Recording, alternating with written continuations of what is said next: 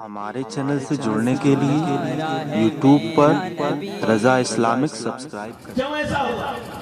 کیوں ہوا ایسا؟ اس لیے کہ دل ٹوٹا ہے نا۔ شاعر مشرق کہتے ہیں تو بچا بچا کے نہ رکھ اسے، تیرا آئینہ ہے وہ آئینہ۔ تو بچا بچا کے نہ رکھ اسے، تیرا آئینہ ہے وہ آئینہ۔ کہ شکستہ ہو تو عزیز تر ہے نگاہ آئینہ ساز میں۔ یہ دل جب ٹوٹتا ہے تو اس کی قیمت بارگاہ رسالت میں بڑھ جاتی ہے نا۔ اس لیے اس دل کے اندر اول نرمی پیدا کریں، رقت، اپنے سے چھوٹوں کے لیے، غریبوں کے لیے، ملت کا درد ہو، اسلام کی بقا کے لیے، اسلام کی تبلیغ کے لیے، قوانین کی تعمیل کے لیے اس کے اندر درد ہو، اور اس جسم کے ساتھ بھی اور اس روح کے ساتھ بھی اخلاص کے ساتھ رسول اللہ کے ساتھ آپ عشق کیجئے، محبت کیجئے۔ اگر یہ رشتہ برقرار ہو جائے آپ کا، ہمارا رشتہ ہمارے نبی سے کون سا؟ ایمان کا رشتہ ہے۔ یہ رشتہ جس قدر مضبوط ہوگا ایمان اسی قدر مضبوط ہوگا، اور یہ رشتہ جس قدر مدھم ہوتا جائے گا کمزور، ایمان کمزور ہوتا جائے گا، اور نعوذ باللہ جس دن یہ رشتہ ٹوٹ گیا ایمان ختم ہے نا۔ اس لیے اس رشتے کو برقرار رکھنا ہے، اور یہ رشتہ ایسے نہیں برقرار رہے گا۔ اس رشتے کو برقرار رکھنے کے لیے اس دل کی دنیا کو بدلنا ہے، اور یہ دل کی دنیا کب بدلے گی؟ جب آپ اپنا من پاک کر لیں گے۔ من کیسے پاک ہوگا؟ جب لقمہ حلال کر لیں گے ہے نا۔ لقمہ کیسے حلال ہوگا؟ جب آپ اپنے بازوؤں پر بھروسہ کریں گے، دوسرے کی جائیداد پر نظر نہیں رکھیں گے ہے نا۔ نگاہوں کو پاک کیجیے، حیا اس میں آئی نا۔ ہمارے نوجوان سنیں، نگاہوں میں حیا نہیں ہے، اور جو حیا تھی آج کے اس ماڈرن اور ترقی یافتہ دور میں، اور بالخصوص اس گناہگار نے وہ ساری حیا چھین لی، ساری حیا چھین لی۔ ایسے آپ کو بے شمار لوگ ملیں گے جن کے کپڑے اس سے بھی زیادہ اجلے ہوں گے ہے نا، اور بہت کوئی گورا چٹھا ہوگا، بہت گورا چٹھا، فرشتہ صفت دکھتا ہوگا، لیکن معاملہ کیا ہوگا؟ جب رات کی تنہائی میں وہ بند کمرے میں لیٹتا ہوگا تو پھر اس کی رات کی جو تنہائی ہوگی وہ پاک نہیں ہوگی، وہ پاک نہیں ہوگی۔ ایک نہیں، دو نہیں، سینکڑوں واقعات ایسے ہیں جو جن کا میں عینی شاہد ہوں، عینی شاہد، چشمدید گواہ ہے نا، کہ ان کا ظاہر ایسا تھا جیسے فرشتہ ہے، اور باطن اتنا گندا کہ شیطان بھی پناہ مانگا ہے نا۔ تو اس نے نوجوانوں کے باطن کو بہت گندا کیا ہے، بہت گندا کیا ہے۔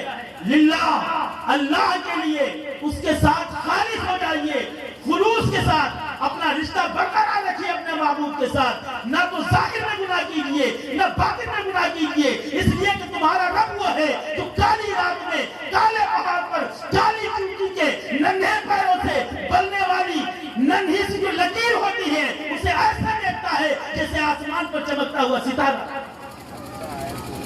وہ رب اگر تم 7 کوٹھریوں کے اندر بھی گناہ کر رہے ہو تو یہ نہ سمجھو کہ وہ رب نہیں دیکھ رہا ہے نا۔ پڑھو سورہ یوسف۔ زلیخا نے 7 کمروں کے اندر حضرت یوسف کو بلایا تھا، ایک بت رکھا تھا، بڑا دبیز موٹا کپڑا ڈال دیا، اور کیا کہا؟ ہائی تلک، کیا کہا؟ ہائی تلک، اے یوسف اب تو کوئی نہیں دیکھ رہا ہے، یہ جو بت تھا جس پر میرا ایمان ہے یہ بھی نہیں دیکھ رہا ہے۔ جناب یوسف نبی علیہ السلام نے اس وقت جس پامردی اور استقلال کا ثبوت دیا تھا، چونکہ یہ نبوت کی ذمہ داری بھی تھی، وہ آج تک ہم سب کے لیے درس حیات ہے۔ کیا فرمایا تھا؟ معاذ اللہ، کیا کہا؟ معاذ اللہ۔ اس نے کہا تھا ہائی تلک، اے یوسف اب تو آ جاؤ قریب، اب تو کوئی نہیں دیکھ رہا ہے، 7 دروازوں کے اندر ہم دونوں ہیں۔ لیکن حضرت یوسف علیہ السلام نے یہ درس دیا ہے قیامت تک کے لوگوں کے لیے کہ اگر ایسی گھڑی بھی آ جائے، اتنی اندر تم ہو گناہ کرنے کے لیے، حسن موجود ہو، جوانی موجود ہو، لیکن تمہارا رب پر بھروسہ لے ہو جیسا یوسف کا بھروسہ تھا۔ قال معاذ اللہ انہ ربی احسن مثوایا انہ لا یفلح الظالمون۔ کیا فرمایا؟ اللہ کی پناہ، اللہ کی پناہ، وہ رب جو کالے پہاڑ پر کالی چیوٹی کو اس کے چلتے ہوئے ننھے پیروں سے جو لکیر بنتی ہے اسے ایسے دیکھتا ہے جیسے آسمان پر چمکتا ہوا چاند اور ستارہ. وہ رب 7 کوٹھریوں کے اندر بھی دیکھ رہا ہے.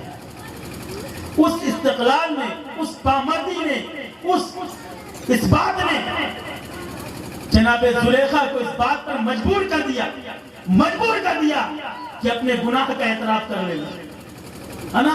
تو اے نوجوانوں، اگر کوئی ایسی گھڑی آ رہی ہے، تم حسن کے مالک ہو، تم جوانی کے مالک ہو، تم دولت کے مالک ہو، گاڑی ہے تمہارے پاس، گھوڑا ہے تمہارے پاس، جائیداد ہے تمہارے پاس، پراپرٹی ہے تمہارے پاس، لیکن یہ اپنی نہ سمجھنا کہ تمہارے رب کی عطا ہے. تم جیسے ہزاروں نوجوان ہیں جو ایک ایک لقمے کو ترستے ہیں. اگر رب نے تمہاری تجوری بھری ہے تو تمہاری اپنی محنت سے نہیں بھری ہے، رب کی عطا ہے تو تمہاری تجوری بھری ہے. سمجھ رہے ہیں؟ اس لیے نہ تو جوانی پر اتنا، وہ حدیث کا ایک ہی ٹکڑا رہے گا. رب 5 چیزوں کے بارے میں سوال کرے گا. ان میں سے پہلی عمر ہی 25 50 60 70 80 سال کی عمر دی تھی. کیا کیا تم نے؟ ہوٹلوں پہ بیٹھ کے گزار دی، ٹھیلوں کے کنارے کھڑے رہے، آوارہ لوگوں کی طرح گھومتے رہے، دن گزارتے رہے، ٹائم پاس کرتے رہے. لیکن اگر آپ نے یہ نہیں کیا ہے تو خیانتداری کے ساتھ وہاں جواب دیں گے، مولا جو تو نے زندگی عطا کی تھی، اس کے شب و روز، اس کے لیل و نہار، اس کے لمحے کو میں نے تیری عبادت میں، ریاضت میں، لوگوں کی بھلائی میں نے گزارا ہے. رب جنت کا پروانہ دے گا. اور اگر ایسا نہیں کیا ہے تو قدم نہیں ہلیں گے، نگاہیں نہیں اٹھیں گی.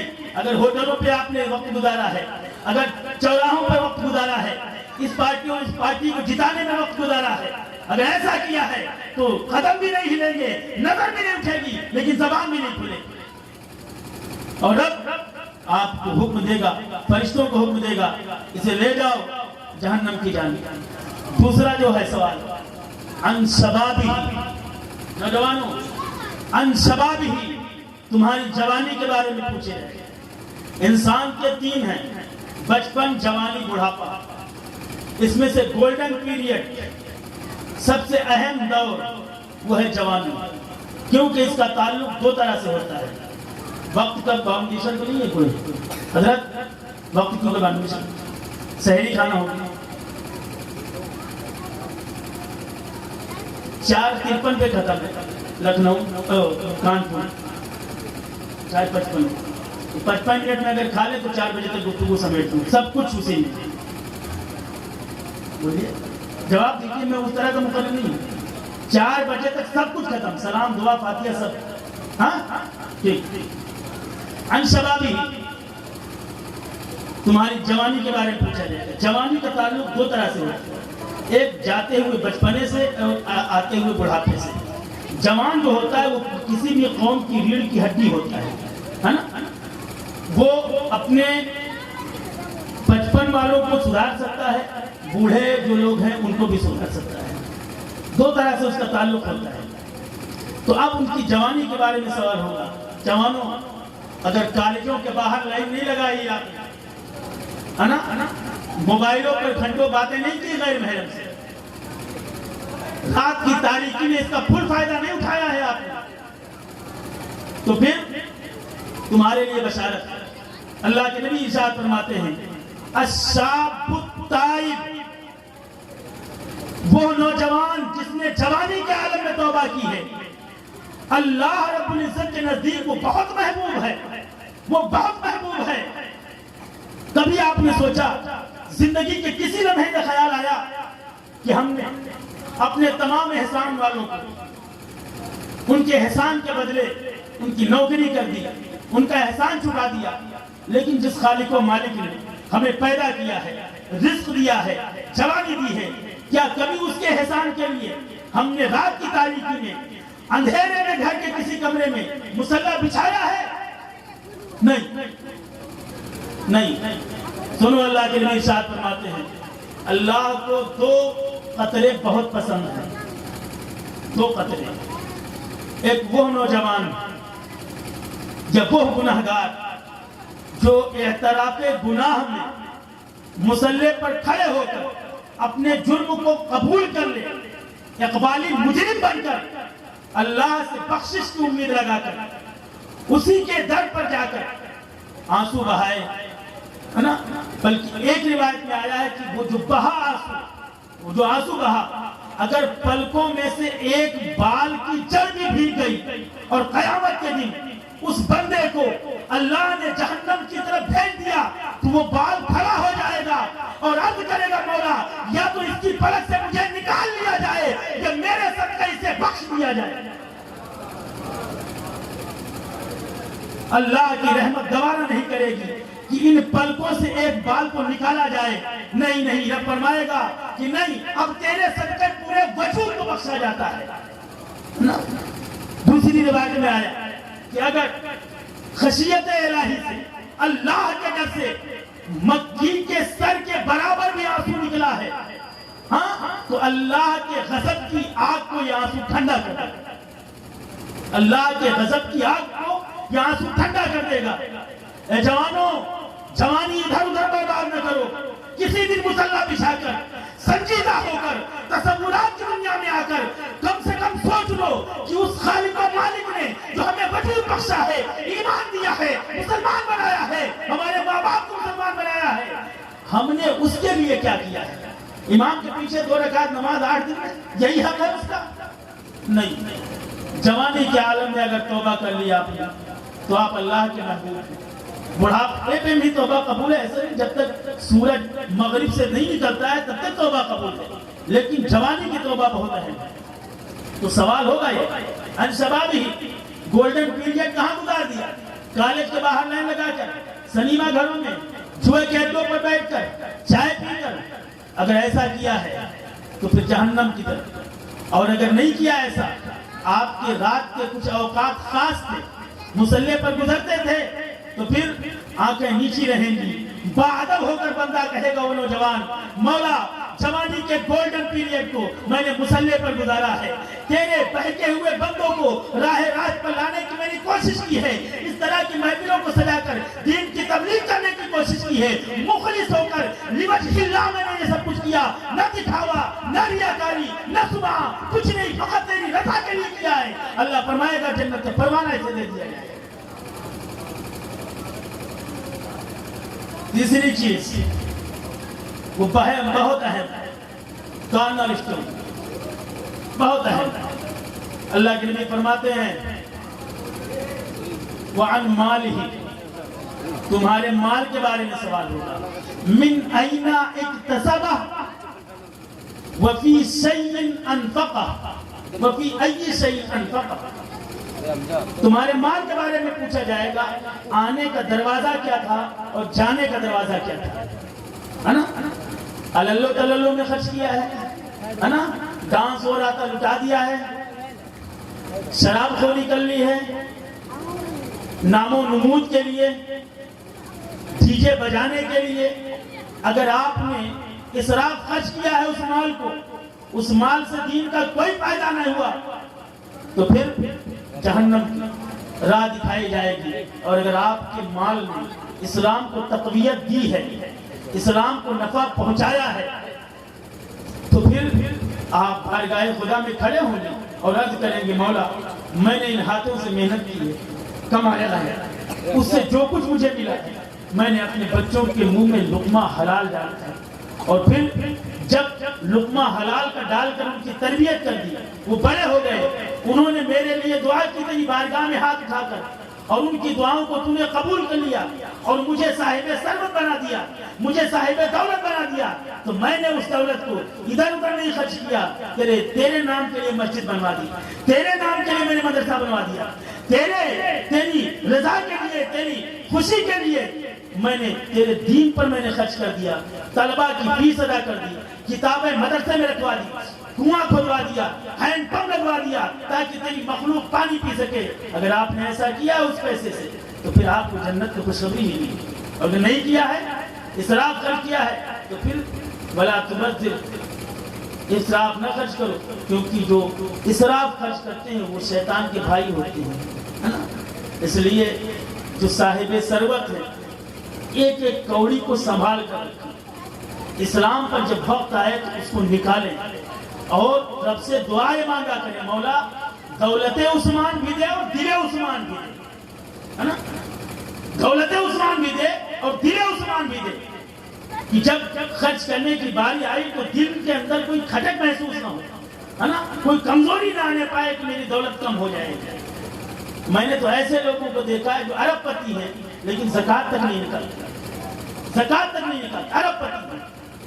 تو ایسا نہ ہو کہ آپ زکوٰۃ نہ نکالیں، جو واجبات اور فرائض میں سے وہ تو ادا ہی کریں، لیکن جب وقت آ جائے، اس وقت بہت اہم موقع ہے نا؟ بہت اہم موقع ہے۔ ہمارا مذہب، ہماری ملت، ہماری قوم ہم سے مطالبہ کر رہی ہے، چیخ چیخ کر کہہ رہی ہے، اے اہل ثروت کہاں ہو؟ تم نے کوٹھیاں بنوائی ہیں، تم نے محلات تعمیر کیے ہیں، تم نے جیسیبیاں خرید لی ہیں، ایک سے ایک اچھی گاڑیاں خرید لی ہیں، لیکن تم نے اگر کچھ نہیں کیا ہے تو اپنی بچیوں کے لیے کالج نہیں بنوایا ہے جہاں وہ باپردہ ہو کر اسلام کی تعلیم حاصل کرے، نہیں کیا ہے نا؟ یہ جو آنے والی نسلیں کبھی معاف نہیں کریں گے اور نہ قیامت کے دن معاف کیے جائیں گے۔ اس لیے اگر دولت ہے تو اس کو صحیح جگہ خرچ کریں، صحیح جگہ۔ اور اس کے بعد ارشاد فرمایا وَمَاذَا عَمِلَ فِيمَا عَلِمَ۔ جس 4 سوال آپ سے متعلق تھے لیکن اب میرے متعلق ہے، جو کچھ علم دیا اس پر عمل کتنا کیا، اس پر عمل کتنا کیا؟ مائک مل گیا، نوٹیں چل رہی تھی تو پھر 2 شعر بڑھتے گئے، ہاں؟ اور جب پرسنل زندگی میں نے کھنا لی تو پھر زیرو۔ رات بھر اس مائک پر چلانے والے فجر سو رہے تھے، پوری قوم کو یہ درس دینے والے کہ قرآن کی تلاوت کیا کرو، پورے سال میں ایک دن بھی نہیں اٹھایا۔ وہ لوگ جو کہتے ہیں 5 وقت کی نماز پڑھو، ان کی پرسنل زندگی 5 وقت کی نمازوں سے خالی ہے؟ کیا عمل کیا جو علم دیا گیا تھا؟ کیا اس علم کو چاہے کہ ایک جو ہے کب کے بدلے تم نے بیچ دیا ہے؟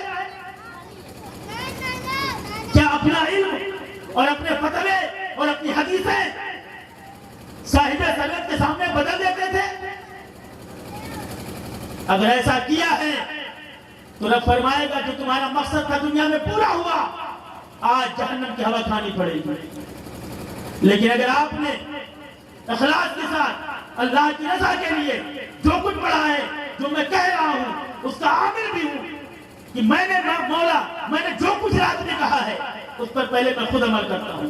اگر میں کہتا ہوں کہ قرآن کی تلاوت کیا کرو تو روزانہ ایک دن بھی 365 دنوں میں خالی نہیں جاتا جس دن میں ایک پارے کی تلاوت نہ کرتا ہوں۔ اگر میں کہتا ہوں کہ 5 وقت کی نماز پڑھا کرو تو میں 5 وقت کا نمازی ہوں۔ اگر میں کہتا ہوں کہ دین کا درد رکھو تو پھر ہے دل میں دین کا درد۔ اگر میری کہی ہوئی باتیں فقط الفاظ ہیں، ان کی جگہ دل میں نہیں ہے تو میرا ٹھکانہ جہنم ہے، اور اگر یہ دل سے نکل رہی ہے میں اس کا عامل بھی ہوں تو پھر اللہ کی بارگاہ سے قوی امید ہے، اس کی رحمت پہ یقین ہے، یقین کامل ہے کہ اللہ اس علم کے بدلے اور عمل کے بدلے مجھے جنت عطا فرمائے۔ میں نے بہت کچھ پڑھا ہے خطبے میں، ایک ہی آیت نہیں ہوگا۔ توبت نصوح کا ذکر تھا کہ یہ رات ہے، توبہ کی جائے، توبہ کا طریقہ بتایا جائے، لیکن اب وقت نہیں ہے۔ 15 منٹ بچے ہیں جس میں بہت کچھ ہونا ہے۔ دعا کریں کہ آئندہ اگر حاضری ہوئی تو میرا معاملہ یہ ہے کہ میں ان سے تعلق نہیں رکھتا ہوں، جو مجھ پر بیتتی ہے، جو میرے مشاہدات ہوتے ہیں، الفاظ کا جامع پہنانے کی کوشش کرتا ہوں۔ اور سب سے اہم یہ ہے کہ اللہ رب العزت اس دل کو اور اپنی رضا کے لیے خالص کر لے، اور خالص کر لے، اور خالص کر لے کہ جو کچھ کہوں پہلے میں عامل ہوں، پھر آپ سب عمل کریں اس پہ، تاکہ آپ کی جو آنے والی زندگی ہو اس پر یہ اثرات مرتب ہوں۔ ایسا نہ ہو کہ آپ سنیں اور فجر آپ کی قضا ہو جائے، کل جب صبح ہو تو آپ پھر پچھلے کل کی طرح ہوں۔ نہیں، آپ کی آنے والی زندگی پر یہ گفتگو مرتب ہونی چاہیے۔ اگر آپ ابھی تک نمازی نہیں تھے تو کم سے کم کل سے 1-2 وقت کی نماز ضرور شروع کیجیے، ہے نا؟ اگر ابھی تک آپ حرام کھاتے تھے تو کل سے کوشش کیجیے کہ حرام نہ کھایا جائے۔ اگر کل تک آپ جوئے کے اڈوں پر بیٹھتے تھے کل سے آپ نفرت کیجیے۔ اگر کل تک آپ اپنی دولت کو اسراف خرچ کرتے تھے، فضول خرچ کرتے تھے، کل سے آنے والے کل سے ایک ایک کوڑی کو بچائیے۔ اگر کل تک معاملہ یہ تھا کہ ہمارے پاس جو علم تھا وہ ہم بیچ رہے تھے، کل آنے والا یہ ہونا چاہیے کہ جو علم ہو وہ اسلام کی بقا کے لیے، اسلام کے فائدے کے لیے ہونا چاہیے۔ اگر ایسا ہے تو یہ گفتگو بھی مفید، یہ جلسہ بھی کامیاب۔ اگر ایسا نہیں ہے، سارے نعرے ہوا میں تحلیل ہو جائیں گے، سارے نعرے ہوا میں تحلیل ہو جائیں گے، جو کلام پڑھے گئے سب ختم، سب ختم۔ اگر عمل نہیں ہے، عمل کی سوکھتی رگ میں ذرا سا خون شامل کر، عمل کی سوکھتی رگ میں ذرا سا خون شامل کر، میرے ہمدم فقط باتیں بنانے سے کچھ نہیں، کچھ نہیں ہے نا۔ اس سوکھتی رگ میں تھوڑا خون شامل کرنا پڑے گا۔ ہمارے اسلاف کی بڑی محنتیں ہیں، بزرگوں کی بڑی قربانیاں ہیں۔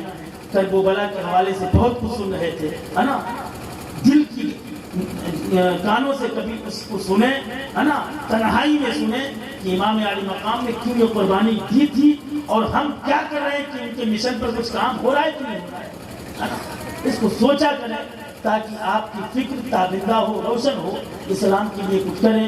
اللہ رب العزت ان ٹوٹے پھوٹے جملوں کو قبول فرمائے، عمل کی توفیق عطا فرمائے، آنے والی زندگی ہم سب کی ایسی ہو کہ انقلاب برپا ہو جائے۔ وآخر دعوانا ان الحمدللہ رب العالمین۔ السلام علیکم، استغفر اللہ ربی من کل ذنب واتوب الیہ۔